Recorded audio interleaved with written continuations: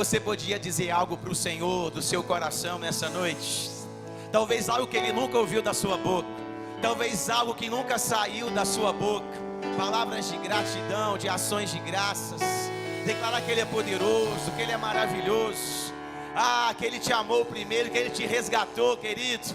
Ele te justificou através do sacrifício de Jesus. Pai, nós bendizemos o Teu nome, te adoramos e te exaltamos. O Senhor é poderoso e nessa noite nós nos consagramos ao Senhor. Consagramos a nossa vida, a nossa casa. Nos entregamos ao Senhor como filhos amados. Pai, cheios de gratidão por tão grande salvação que nos alcançou, Pai. Obrigado, Pai, obrigado, obrigado, Jesus. Obrigado, Espírito Santo.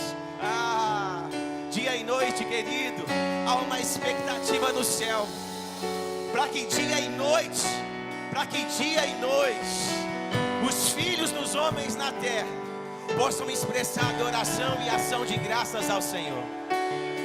Dia e noite, de uma forma ininterrupta, de uma forma constante. Deus sendo exaltado, Deus sendo louvado, o nome dele sendo anunciado. Cante novamente esse refrão. Dia e noite. Oh, aleluia.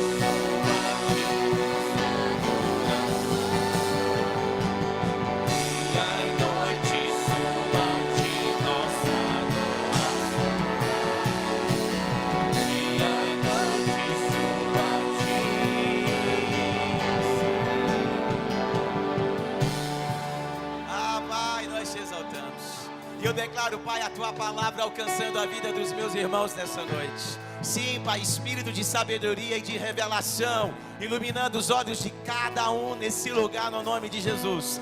A Tua palavra que é viva, que é eficaz, a Tua palavra que é a verdade, renovando a nossa mente, Pai, alcançando o nosso coração, gerando revelação da verdade, gerando fé no nosso coração, para que nós possamos experimentar das realidades do Teu reino, no nome de Jesus. Se você crê comigo, diga amém. Glória a Deus, aleluia. Pode cumprimentar o seu irmão aí se quiser, antes de você sentar. Amém, diga para ele, você é uma bênção. Você é uma grande bênção. Aleluia. Oh, aleluia, queridos, hoje nós vamos celebrar a ceia do Senhor, né? Realmente é um memorial, é uma forma da gente se lembrar daquilo que Jesus fez por mim e por você, amém? Que não apenas mudou a nossa trajetória aqui na terra, mas afetou toda a nossa eternidade, amém? O Evangelho não diz respeito apenas às coisas desse mundo, o Evangelho diz respeito a coisas que também são eternas, amém? Por isso é tão relevante e importante, mesmo nesse mundo agitado, conturbado, você anunciar as boas novas. Por quê? Porque são verdades eternas, querido. O mundo vai passar, sabe? Essa cadeira que você está sentado, um dia ela não vai mais existir, sabia? Né? A sua roupa, o seu carro, a sua casa, enfim, tudo aquilo que talvez você está se apegando nesse momento.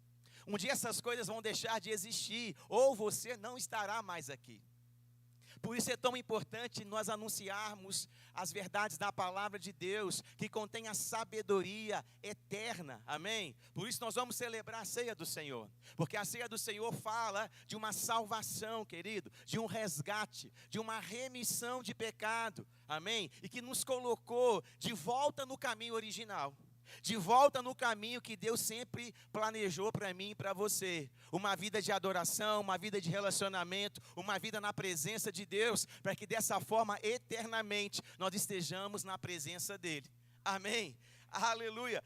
Querido, a ceia é uma celebração de uma aliança. Amém? Quem é casado aí tem uma aliança no dedo, não é verdade? Em Cristo Jesus nós temos uma aliança com Deus. O Deus Todo-Poderoso, que criou os céus e a terra, amém? O Deus que criou tudo que existe. Em Cristo Jesus, você tem uma aliança com Ele, amém? Uma aliança de fé, uma aliança de amor, amém? E por isso nós vamos celebrar a ceia nessa noite, amém? Porque ela foi estabelecida através de uma atitude extraordinária de Jesus, uma atitude de amor, querido. Sabe, o amor que Jesus derramou ali na cruz, o amor que Jesus demonstrou, melhor dizendo, por mim e por você ali na cruz, foi um amor sacrificial. Ele não poupou esforço, ele não poupou nada, mas pelo contrário, ele se entregou a própria vida para te resgatar e para te salvar. É por causa disso que o amor, ele também é um fundamento do reino de Deus. Amém? Abra comigo a sua Bíblia lá em 1 Coríntios, no capítulo 13. 1 Coríntios, capítulo 3, nós vamos ler do versículo 1 até o versículo 3. O apóstolo Paulo, nesse capítulo, né, lembrando que é uma carta, amém? Essa divisão, ela foi criada para facilitar a nossa leitura.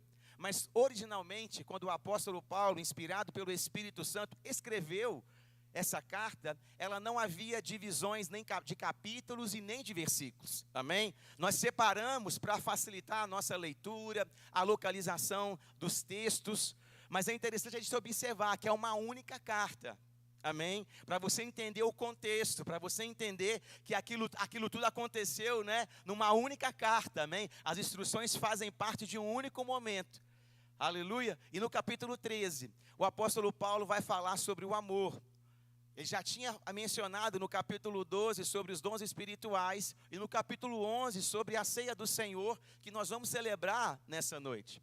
Amém? E por que eu estou falando isso? Para você entender que essas coisas estão conectadas umas com as outras. Amém?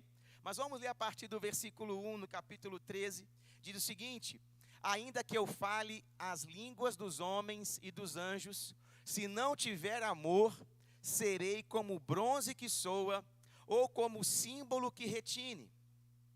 Ainda que eu tenha o dom de profetizar, e conheça todos os mistérios e toda a ciência, ainda que eu tenha tamanha fé, a ponto de transportar montes, se não tiver amor, nada serei.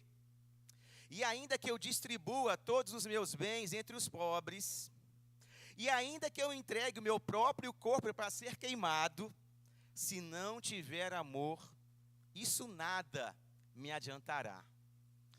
Sabe, é muito interessante a gente observar que quem escreveu esse texto foi o apóstolo Paulo. Um homem que fez grandes coisas para Deus e para o reino de Deus. Se hoje nós temos o evangelho aqui no Brasil, sabe que o apóstolo Paulo foi um personagem fundamental para que isso acontecesse. Ele escreveu praticamente quase todo do Novo Testamento. Ele fez viagens missionárias, foi perseguido, correu risco de vida, foi apedrejado, passou por naufrágios. Abriu mão da sua vida pessoal, abriu mão de coisas pessoais que ele tinha conquistado. Para quê? Para que o evangelho fosse anunciado e pregado. E olha o que ele disse, ele fala, olha, ainda que eu tenha feito grandes coisas, ainda que eu tenha dom de profecia, ainda que eu tenha feito grandes obras, ainda que eu tenha entregue o meu próprio corpo, amém? Se eu não tiver amor, nada disso vai adiantar, querido. Sabe, o amor, ele é superior aos dons espirituais, às boas obras e a todo conhecimento. Isso não quer dizer que você não deva fazer boas obras, amém? Isso não quer dizer que você não deva buscar os dons espirituais, amém? E isso não quer dizer que você não deva buscar o conhecimento da palavra de Deus, amém? Mas existe algo que precisa ser maior do que isso dentro de você. Existe algo que tem que prevalecer sobre essas coisas no seu coração, nas suas motivações, que é o amor de Deus fluindo a partir de você, amém? Aleluia! A fé, querida, ela opera pelo amor, como está registrado lá em Gálatas. Amém? Hoje você pode crer na palavra de Deus, porque um dia o verbo se fez carne. Amém? Mas o verbo só se fez carne porque Deus amou o mundo de tal maneira que entregou seu filho, amém? O seu filho unigênito, para que todo aquele que nele crê não pereça, mas tenha a vida eterna. Hoje nós podemos crer no evangelho porque Deus nos amou primeiro. Porque se Deus não tivesse amado o mundo, não existiria evangelho, não existiria a palavra de Deus, não existiria as cartas de Paulo, não existiria a igreja do Senhor. Deus nos amou e por isso nós podemos crer nas boas novas que Ele anunciou quando esteve aqui na terra e até hoje é anunciado pela sua igreja. Amém? Diga comigo, a fé opera pelo amor. Por isso o amor é sim a lei da nova aliança. Ah, pastor, agora é era da graça, né? Era da igreja. A gente está livre da lei de Moisés, da lei mosaica, daquelas ordenanças. É verdade. Isso é verdade. Amém? Mas a nova aliança, ela continua. Na nova aliança existe sim uma lei. A lei do amor. Amém? Nós devemos amar as pessoas como temos sido amados por Deus. Amém? Isso é o que o apóstolo João anunciou, olha, novo mandamento vos dou, que vos ameis uns aos outros, assim como Deus tem amado vocês. Então, essa lei do amor, ela ainda precisa ser praticada por mim e por você. Amém? Aleluia. Querido, por isso que o amor, ele é um fundamento de toda a eternidade. Sabe? Olha o que diz 1 Coríntios capítulo 13, no versículo 13, aí no mesmo capítulo que você leu junto comigo, vá lá no versículo 13. No início o apóstolo Paulo fala, né, da necessidade de nós andarmos em amor. A partir do versículo 4 ele vai definir o amor. E aí no versículo 13, olha o que diz. Agora, pois, permanecem a fé, a esperança e o amor. Estes três, porém, o maior deles é o amor. Fé, esperança e amor. Amém? Esses três elementos eram importantes naquele momento. Mas ele diz que o maior deles é o amor. Por que o amor é maior do que a fé? Porque o amor é maior do que a esperança. Sabe por quê? Porque na eternidade não vai ser necessário você ter fé. Na eternidade não vai ser necessário você ter esperança. Porque essas coisas já ficaram para trás. Por quê? Porque na eternidade tudo já vai estar estabelecido, palpável, visível. Para que você vai crer naquilo que não vê, se tudo já estará visível aos seus olhos? Para que você vai ter esperança de um futuro, se tudo já está consumado e você já vai estar desfrutando da eternidade, num estado eterno com o Senhor? Amém? Então fé e esperança são necessárias agora. É hoje que você precisa crer. É hoje que você precisa ter essa gloriosa esperança no seu coração da vida eterna e da ressurreição. Hoje você precisa crer na palavra de Deus para você experimentar do seu favor, da sua graça e do seu poder. Amém? Fé é para quando você estiver na terra, querido. Esperança é para quando você estiver aqui nessa terra. Amém? Mas o amor é para agora, mas também é para toda a eternidade. Porque Deus é amor e Deus é eterno. Deus não tem amor. Deus é amor. Deus não age em amor apenas. Ele é o próprio amor. E como Ele é eterno, Ele estará presente com você na eternidade. Ou seja, eu tenho uma boa notícia para você. Na eternidade, você continuará sendo amado por Deus. Na eternidade, o amor de Deus vai continuar sobre a tua vida, amém? O amor, querido, faz parte do reino de Deus. O reino de Deus é um reino de amor, amém? Por isso ele é também um fundamento da nossa eternidade, amém? Então, querido, acho melhor você se acostumar com o amor, porque ele vai te acompanhar durante toda a eternidade. Eu acho melhor você aprender a andar em amor, porque ele vai te acompanhar por toda a eternidade. Eu acho melhor você se render ao amor de Deus, porque ele estará presente com você durante toda a sua eternidade. Amém? Aleluia. Ah, querido. Oh, aleluia. Isso é poderoso. Amém? E a ceia é a celebração desse amor de Deus pelos homens, porque Deus provou que te amava, não apenas de palavras, mas ele resolveu demonstrar isso de uma forma concreta, a ponto da até história, né, o mundo secular, reconhecer a morte e a ressurreição de Jesus. O nosso calendário é baseado na morte e ressurreição de Jesus. Amém? O cristianismo influenciou toda a humanidade, principalmente o mundo ocidental.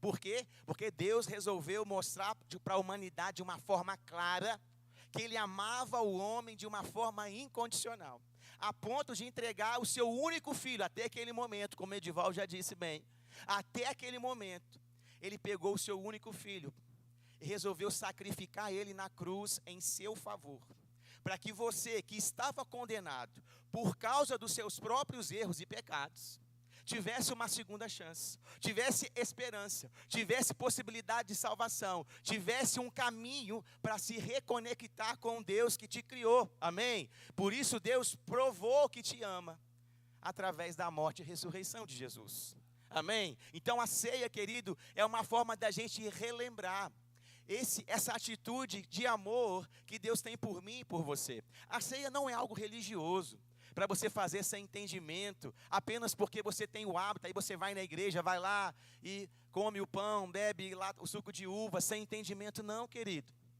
A ceia fala de um corpo que foi transpassado no seu lugar. A ceia fala de um sangue que foi vertido no seu lugar.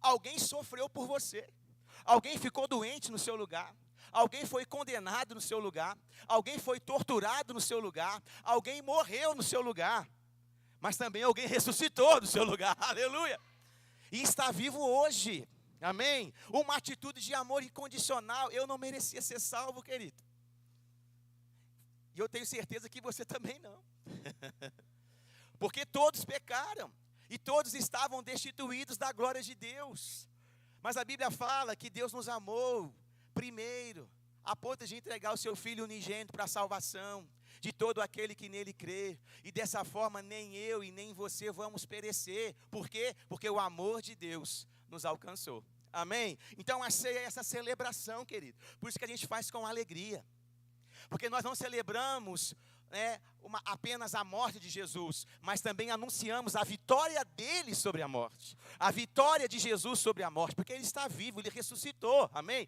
Ao terceiro dia, o inferno não conseguiu segurar ele, amém? E ele ressuscitou e hoje ele está sentado.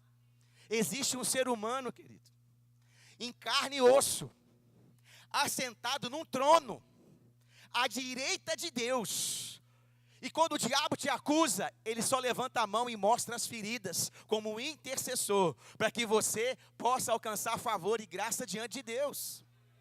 Jesus é o seu advogado, ele é o seu intercessor, e ele está lá, e ele está agora, nesse momento, à direita de Deus, intercedendo por você, defendendo você das acusações, mostrando que o sacrifício que ele fez por você é suficiente para te redimir, te resgatar, te abençoar, te salvar, te curar, e para que você tenha uma vida e vida em abundância, amém? Por isso nós temos que fazer isso com alegria no nosso coração, amém? Porque isso é fruto do amor de Deus.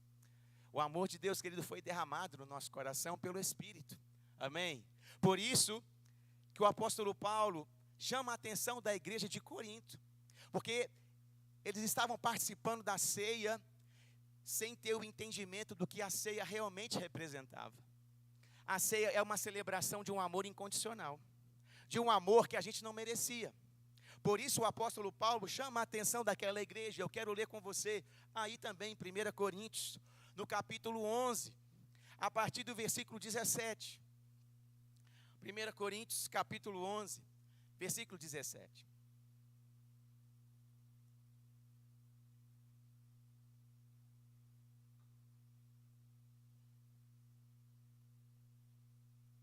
A igreja de Corinto, ela tinha sido fundada pelo apóstolo Paulo, amém? Nas suas viagens missionárias, e Corinto ficava ali hoje, que a gente pode chamar que seria a Grécia, amém? Então era um povo que não conhecia os costumes judaicos, amém? Mas havia se convertido.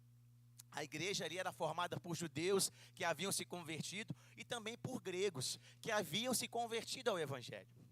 As cartas de Paulo são destinadas a pessoas que já nasceram de novo, pessoas que já tinham o Espírito Santo, pessoas que já estavam salvas pela fé em Jesus, amém? Mas mesmo assim, aquelas pessoas demonstravam imaturidade espiritual. Elas não estavam se movendo pelo Espírito, porque elas não estavam andando em amor. Por isso ele chama a atenção da igreja a partir do versículo 17. Vamos ler junto. Mas nisso que agora prescrevo, não posso elogiá-los, porque vocês se reúnem não para melhor, e sim para pior. Porque antes de tudo, estou informado de que, quando se reúnem na igreja, existem divisões entre vocês, e eu, em parte, acredito que isso é verdade. E até é necessário que haja partidos entre vocês, para que também os aprovados se tornem conhecidos entre vocês. Quando, pois, se reúnem no mesmo lugar, não é a ceia do Senhor que vocês comem. Porque quando comem, cada um toma antecipadamente a sua própria ceia. E enquanto um fica com fome, outro fica embriagado. Será que vocês não têm casas onde podem comer e beber? Ou menosprezam a igreja de Deus e envergonham os que nada têm? Que posso dizer a vocês? Devo elogiá-los?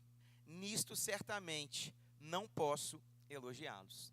Aquela igreja, ela fluía nos dons espirituais. Se a gente analisar a carta de 1 Coríntios, a gente vai perceber que aquela igreja se movia nos dons. Os dons do Espírito se manifestavam naquele lugar. Mas ao mesmo tempo, aquelas pessoas não estavam andando no fruto do Espírito, que é o amor.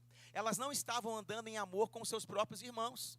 Naquela época, a ceia era uma refeição, amém? Havia comida, havia bebida, e as pessoas vinham na igreja para participar daquele banquete, era uma grande refeição.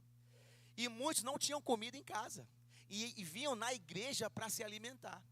Mas ali o apóstolo Paulo chama a atenção da igreja, porque ele percebia que no meio da igreja havia um sentimento de facção, divisão. As pessoas não estavam andando em amor umas com as outras. E aí, nesse momento da ceia, ao invés de esperar todo mundo para participar junto, muitos se antecipavam. E quando os outros irmãos chegavam para participar da ceia, já não encontravam mais nada. Aquelas pessoas, elas não estavam sendo guiadas pelo Espírito, mas estavam se movendo na vontade da carne. Pastor, mas elas não eram crentes? Eram. Querido, quando você aceitou Jesus como Senhor e Salvador, algo aconteceu dentro de você, mas a sua memória não foi apagada. A sua personalidade, ela não foi alterada instantaneamente. A educação que você recebeu dos 20, 30, 40, 50 anos que você viveu antes do Evangelho, não foi deletado do seu intelecto. Algo aconteceu no seu espírito. O Espírito de Deus veio habitar dentro do seu espírito, no seu homem interior. Aquelas pessoas estavam salvas, sim, o Espírito Santo habitava nelas, mas elas não estavam andando no Espírito. Elas estavam se deixando levar pelas inclinações da sua alma, ou seja, da sua carne. Divisões, partidarismos. É obra da carne, querido. E o apóstolo Paulo chama a atenção daquelas pessoas. Por quê? Porque elas não estavam discernindo o corpo de Cristo. Amém? Sabe, a igreja de Corinto não estava andando em amor, mas ela estava se movendo pela vontade da carne. E essa não é a vontade de Deus nem para mim e nem para você. Amém? A vontade de Deus é que a gente seja guiado pelo Espírito, que a gente se mova no fruto do Espírito, porque isso é a maturidade espiritual. Sabe, maturidade espiritual, querido, não é pegar um microfone e pregar. Maturidade espiritual é alguém te maltratar e você sorrir para ela e perdoar. Isso é maturidade espiritual. É você revelar o caráter de Cristo. É você revelar a bondade de Deus. É você revelar a compaixão que há em Cristo Jesus. É você revelar, sabe, a paciência, a mansidão, o domínio próprio, que é fruto do Espírito. Isso é maturidade espiritual. E isso você consegue fazer apenas se você estiver se movendo e sendo guiado pelo Espírito, porque os seus sentimentos não vão querer que isso aconteça. A sua alma não quer que você perdoe. Os seus sentimentos não querem que você ande em amor, que você tenha compaixão e misericórdia, não, pelo contrário. A tua alma quer que você seja egoísta, ganancioso, que pense apenas em si próprio e que se ache o dono da razão e o dono da verdade em qualquer situação. Mas o Espírito de Deus habita em você e nessa noite Ele está te alertando para que você possa abandonar as obras da carne, amém? E se mover pelo fruto do Espírito, porque essa é a vontade de Deus, aleluia. Nós precisamos discernir o corpo de Cristo. Pastor, mas aonde está o corpo de Cristo? Dá uma olhadinha para o seu lado aí. Dá uma olhadinha aí, ó. Esse é o corpo de Cristo. O corpo de Cristo, querido, na terra hoje é a igreja. Nós somos os filhos de Deus. Cristo vive em nós. Nós somos o corpo de Cristo que se move na terra. Por isso eu preciso discernir o corpo de Cristo. Eu preciso discernir a vida do meu irmão. Eu preciso andar em amor com ele. Amém? Aleluia. Querido, quem não anda em amor não está sendo guiado pelo Espírito, mas está fazendo a vontade da carne. Aleluia. E isso, querido, não é a vontade de Deus. Por isso, no versículo 27, no mesmo capítulo 11, o apóstolo Paulo fala sobre as consequências de nós não andarmos em amor. Sabe, Deus deseja que você ande em amor, para que você ande em saúde, paz e alegria. Essa é a vontade de Deus. O evangelho, o reino de Deus é justiça, paz e alegria no Espírito Santo, não na carne. Justiça, paz e alegria no Espírito Santo. Se você estiver na carne, você não vai andar em justiça, nem em paz e nem em alegria. Porque o reino de Deus é justiça, paz e alegria no Espírito Santo. Quando eu estou praticando a palavra de Deus, eu estou sendo guiado pelo Espírito. Quando eu não estou praticando a palavra de Deus, eu estou fazendo a vontade da carne. Pastor, mas isso é perigoso? Olha o que está escrito no versículo 27, falando sobre a ceia, amém? O apóstolo Paulo diz o seguinte: por isso, aquele que comer o pão ou beber o cálice do Senhor indignamente, será réu do corpo e do sangue do Senhor. Que cada um examine a si mesmo, e assim coma do pão e beba do cálice. Pois quem come e bebe sem discernir o corpo, come e bebe juízo para si. É por isso que há entre vocês muitos fracos e doentes, e não poucos que dormem. Porque se julgássemos a nós mesmos, não seríamos julgados. Sabe, o apóstolo Paulo, ele alerta aquela igreja, para que ela pudesse discernir o corpo de Cristo, para que ela pudesse andar em amor. Porque senão a ceia, ao invés de promover vida, ao invés de promover saúde, ao invés de promover força, poderia causar na vida daquelas pessoas doença, fraqueza e morte. Porque ele diz, é por isso, ou seja, é por esse motivo, que há pessoas entre vocês, que estão fracas, doentes e dormem. E dormir aqui é morrer. Essa não é a vontade de Deus, amém?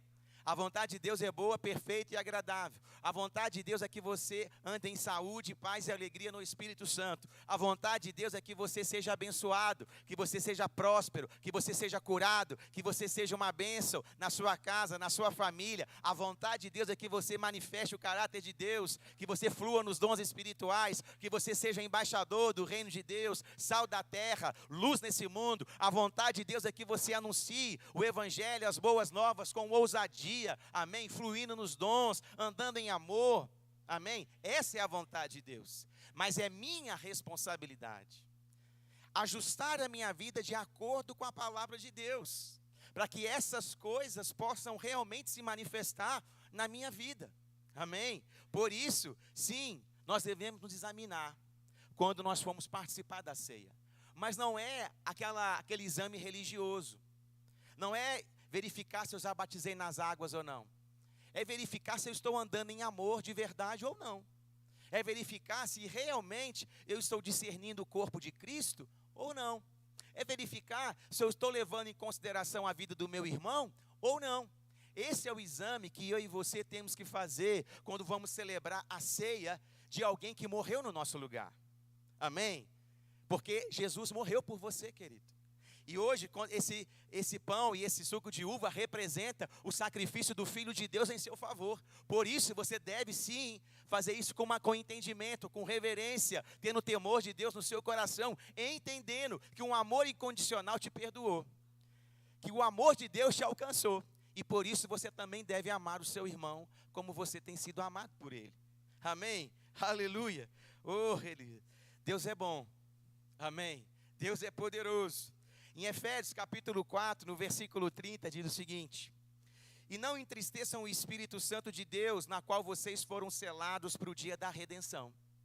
Sabe, é possível entristecer o Espírito Santo. O Espírito Santo habita em nós. Amém? Porque quando você aceita Jesus como Senhor e Salvador da sua vida, o que acontece? O Espírito Santo, ele vem habitar dentro de você.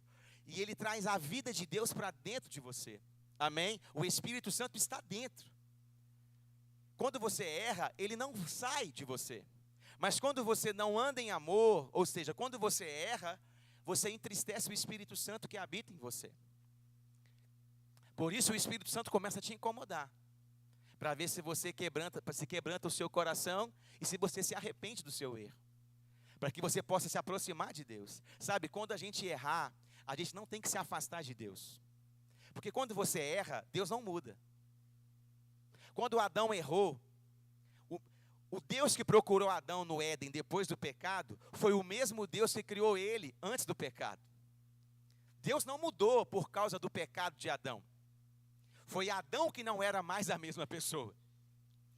Amém? Quando nós erramos, querido, Deus não vai mudar. Se Deus te amava antes de você errar, quando você erra, Ele continua te amando.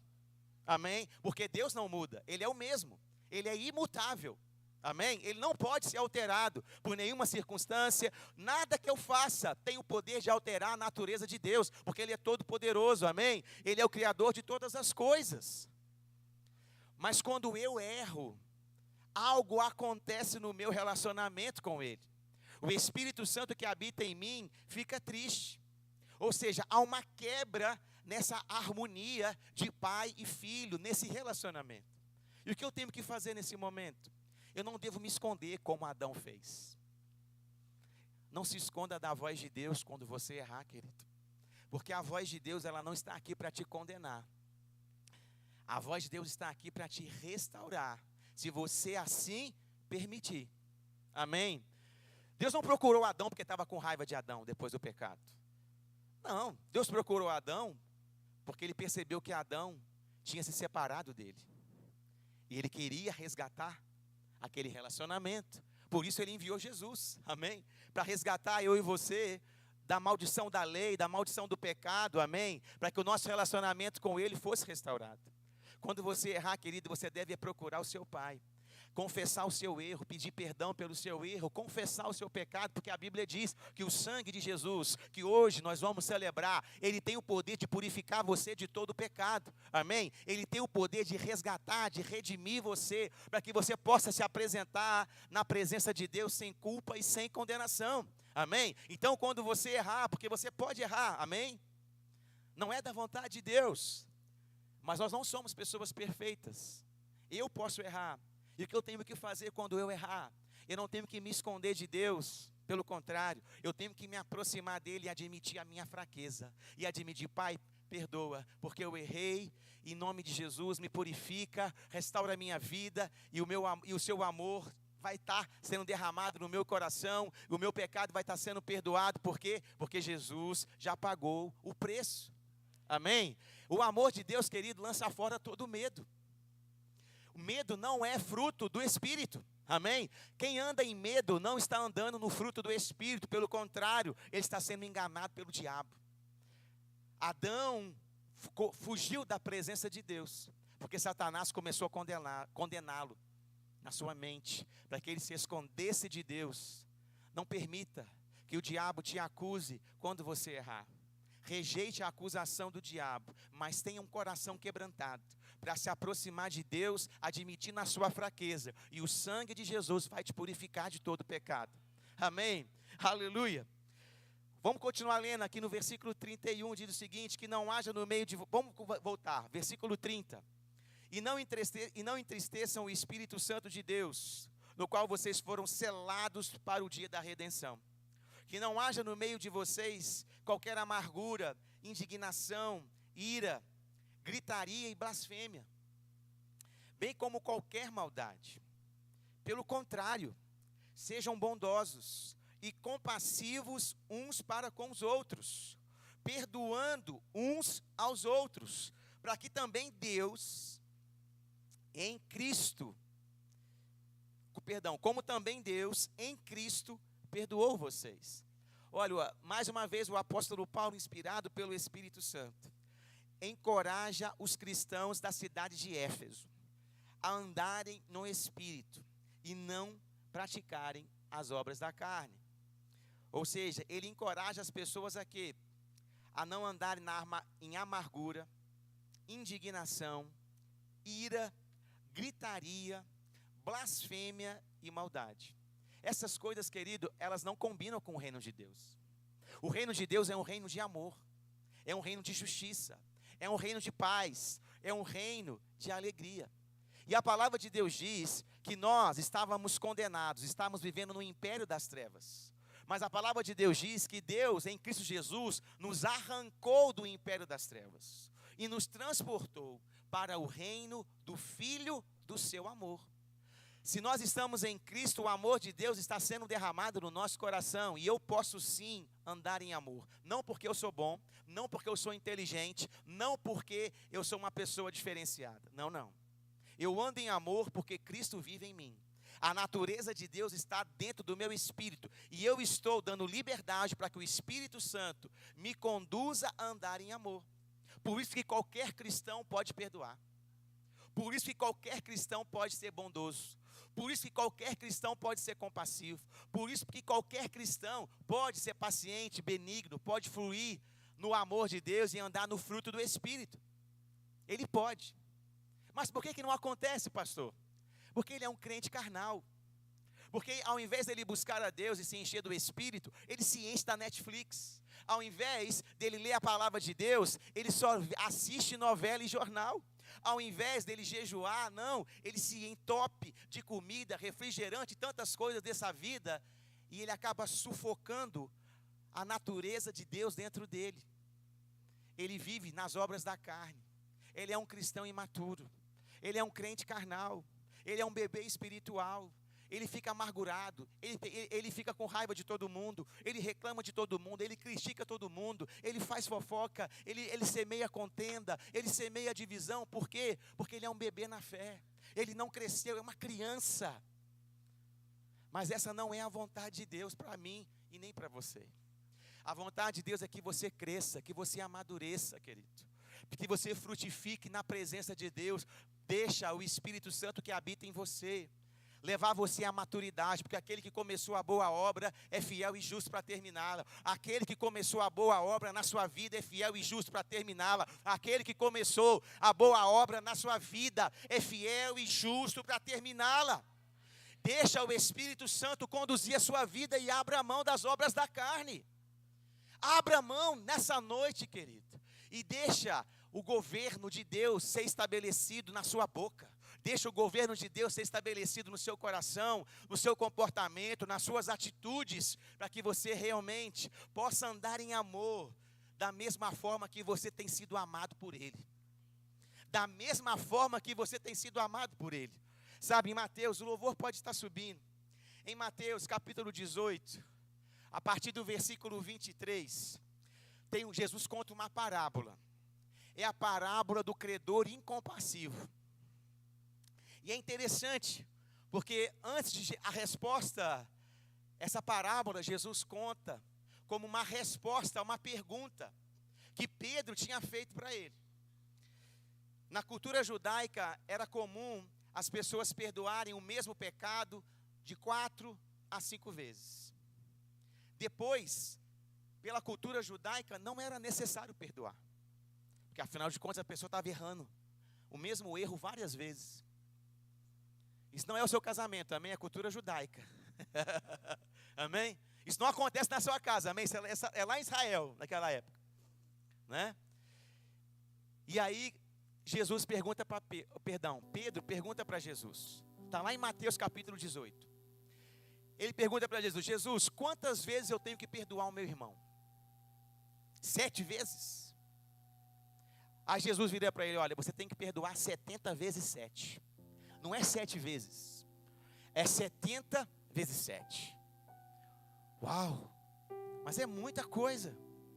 O mesmo erro, perdoar 70 vezes 7 a mesma pessoa.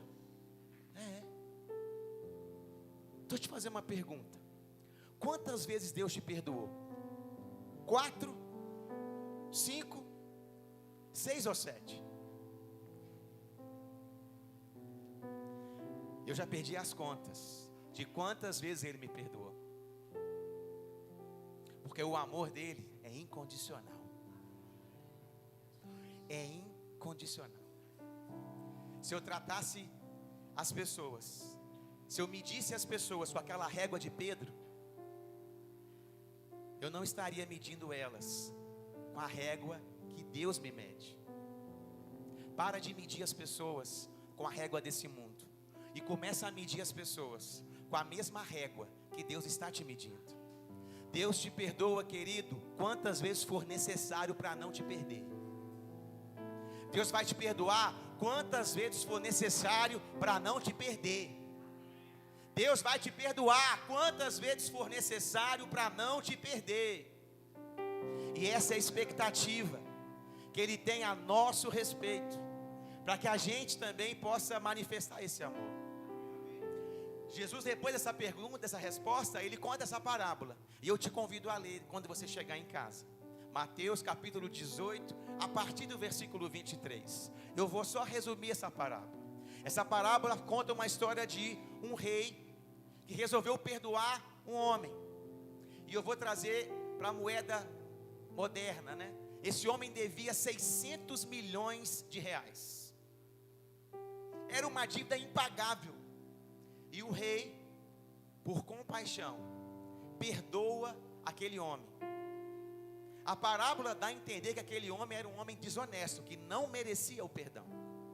Mas o rei não leva em consideração a pessoa, mas movido por compaixão, ele perdoa aquela dívida altíssima.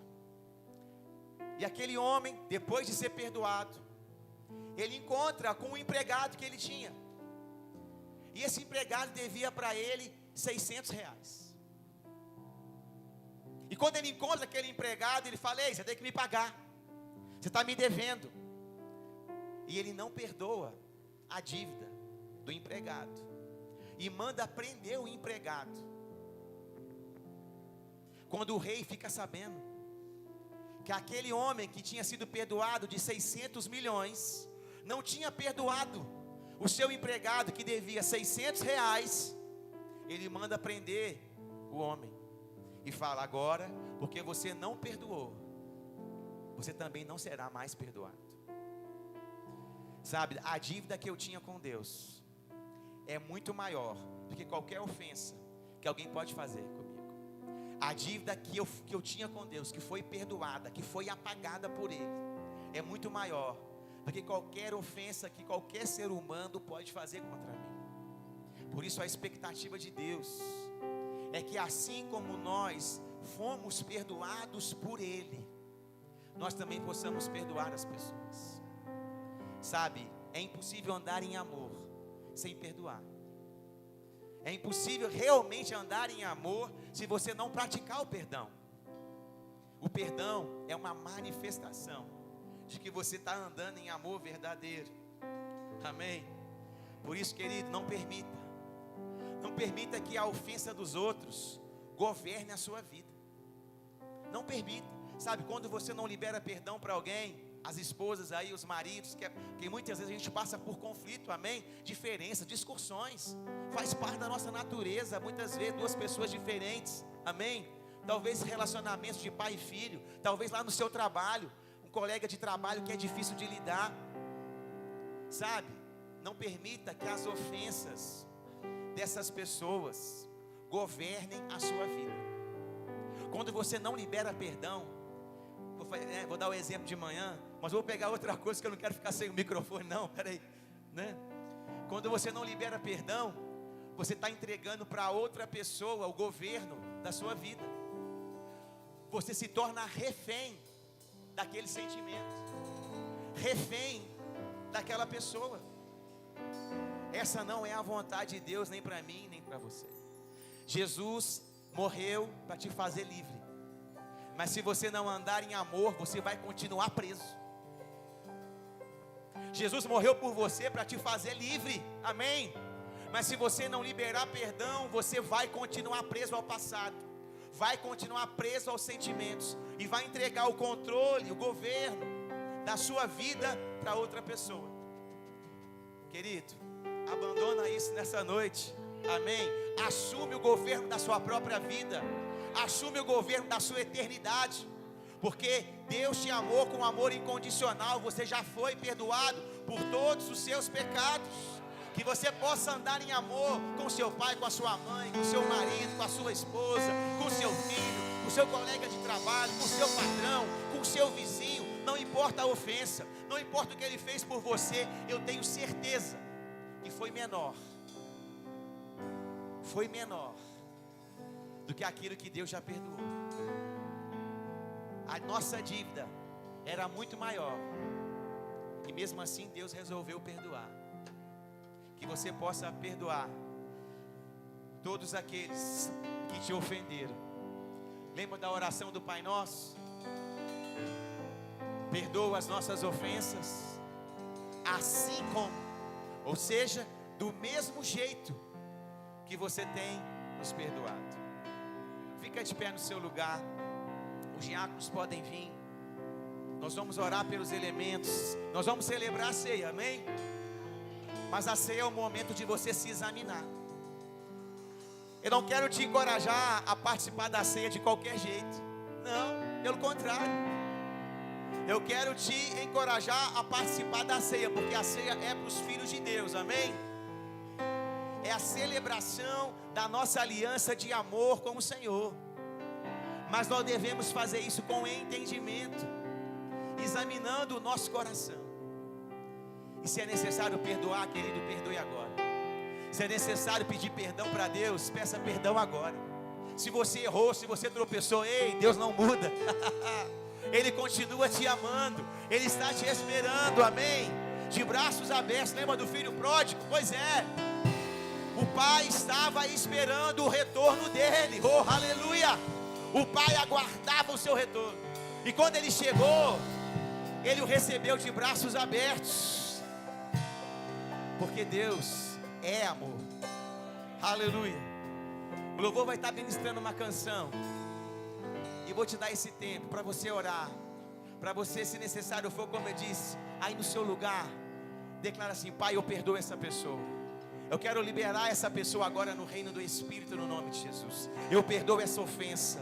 Eu perdoo, Pai, no nome de Jesus. Eu perdoo no nome de Jesus. Eu perdoo ela, Pai, eu perdoo toda ofensa. Eu libero ela no nome de Jesus.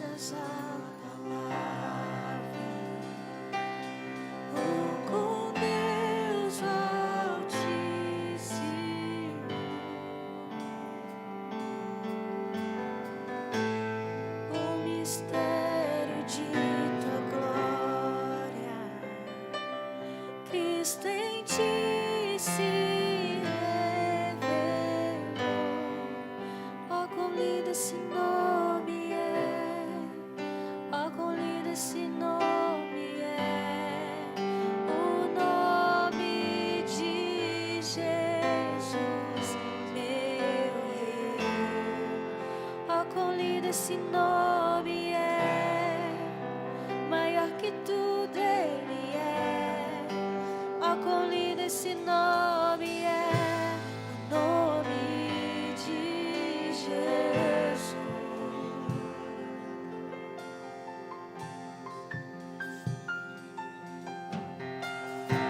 Deixou o céu para buscar-nos, veio pra nos resgatar.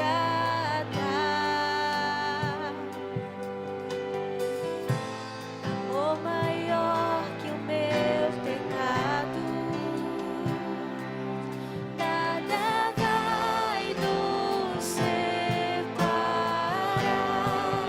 Ó, quão lindo esse nome é, ó, quão lindo esse nome é, o nome de Jesus, meu Rei. Ó, quão lindo esse nome é, maior que tudo Ele é. Ó, quão lindo esse nome é, nome de Jesus. Aleluia. Pai, em nome de Jesus, eu oro, ó Pai, pela vida dos meus irmãos. Querido, levante a sua mão. Eu oro, ó Pai, para que a graça que há em Cristo Jesus, venha sobre a vida de cada um deles. Pai, eu declaro eles andando em amor. Eu declaro o poder do Espírito Santo que habita dentro de cada um. Pai, iluminando os olhos do coração. Sim, os olhos do coração sendo iluminados. E a unção despedaçando, ó Pai, todo jugo sobre a vida deles. Eu declaro, Pai, eles andando em amor. Andando, ó Pai, em amor. Eu declaro você sendo curado. Querido, quando você libera perdão, cura divina alcança o seu corpo no nome de Jesus. Cura divina alcança o seu corpo. Eu declaro você andando em saúde divina, curado pelas pisaduras de Jesus Cristo, livre de toda mágoa, livre de todo ressentimento, livre de toda amargura, mas o Consolador, que é o Espírito da verdade, alcançando você nessa noite no nome de Jesus, restaurando, restaurando, restaurando, restaurando, restaurando a tua vida, restaurando a tua vida. A tumba vazia agora está, o céu te adora, proclama tua glória, pois ressuscitaste, vivo estás, és invencível, inigualável, hoje pra sempre reinarás. Teu é o reino, tu é a glória, acima de todo nome estás. Esse nome algo lindo, esse nome o nome de Jesus, meu Rei. Algo lindo, esse nome mais forte que tudo é. Algo lindo, esse nome o nome de Jesus. Pai, em nome de Jesus, nós consagramos esses elementos, Pai, como símbolo da nossa aliança. A nossa aliança de fé, a nossa aliança de amor, Pai. Nós consagramos esse pão, esse suco de uva. Declaramos, Pai, que eles simbolizam, Pai, a morte e a ressurreição de Jesus Cristo, no nome de Jesus. Amém.